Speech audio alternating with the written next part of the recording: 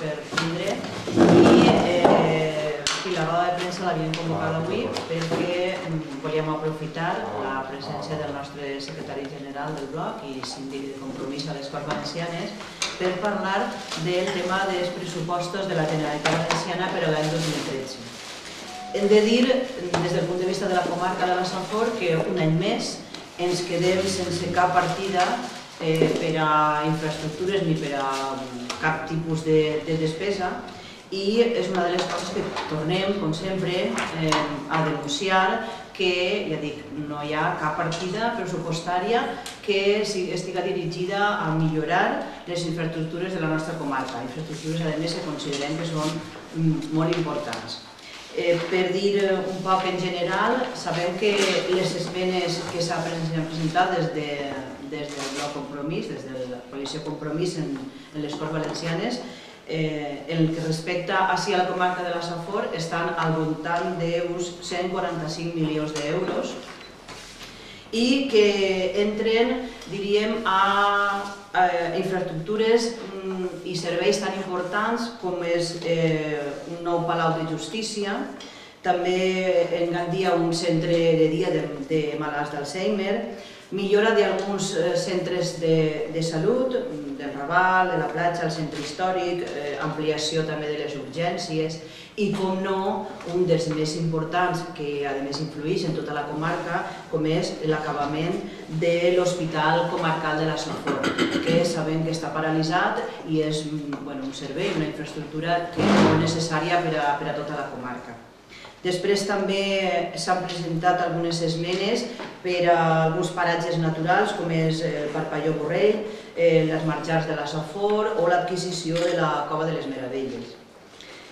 També una altra de les esmenes seria per a continuar la restauració del Palau Ducal o la rehabilitació del Castell de Bairén i també moltes construccions, ampliacions o millora de centres educatius, entre els quals estarien de Gandia, el Cervantes, el José Camarena, el Joan Martorell, alguns instituts també, l'Ausiàs Marc, el Tirano Blanc, el Belesebens, és a dir, pràcticament quasi tots els instituts de la comarca i també la construcció d'algun altre nou com seria la zona de Beniopa-Passeig. També s'han presentat alguna esmena per a millora i construcció d'un centre de primària a Daimús i pel que fa al municipi d'Oliva estaria la reparació de la via de ronda que pràcticament s'ha iniciat però no està acabada i també algunes millores de sanejament a la població d'Oliva. Aquestes serien i algunes, aquestes són entre d'altres que s'han presentat des d'ací a la comarca en infraestructures. Pensem que una altra vegada més ja van, a més, en els pressupostos de l'estat espanyol, també van denunciar que ací a la comarca no s'havia pressupostat cap partida, com era, per exemple, el tema de la variant de la Safor o del tren Gandia-Dénia, entre d'altres, i veiem que també des d'ací dels pressupostos de la Generalitat Valenciana també ens quedem fora. Jo li passo ara la paraula a Enric Morera i crec que ell pot donar una informació un poc més general d'aquestes esmenes que des del bloc Compromís s'han presentat als pressupostos de la Generalitat per al 2013. Molt bé. Doncs, molt bon dia a totes i a tots. Així en la porta del nostre local n'hi ha un eslògan que posa t'escoltem i actuem.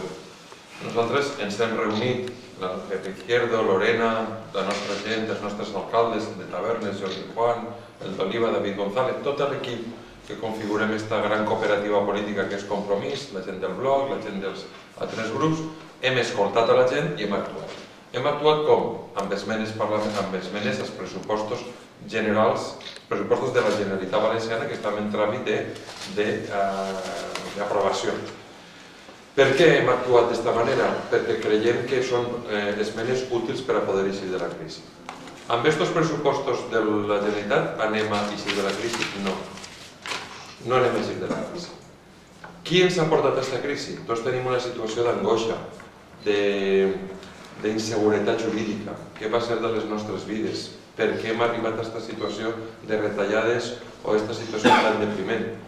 Per uns governants que ens han portat a ser captius del deute públic, els del PP i els del PSOE. I els ciutadans no tenim la culpa de lo que ha passat, són la culpa els governants que no van diagnosticar els problemes i ens van portar un model d'avarícia econòmica i ara estem pagant les conseqüències. I no eixirem si som víctimes del deute públic. Des de Compromís diguem una cosa molt clara, no paguem. Sabeu quants milions d'euros se dediquen al deute? En un pressupost que no arriba a 13.000 milions d'euros, 1.300 milions d'euros.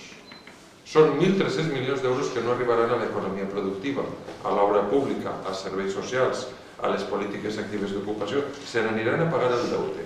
I des de Compromís que diguem, fem una auditoria pública per a saber el que s'ha de pagar i el que és el deute il·legítim no es paga.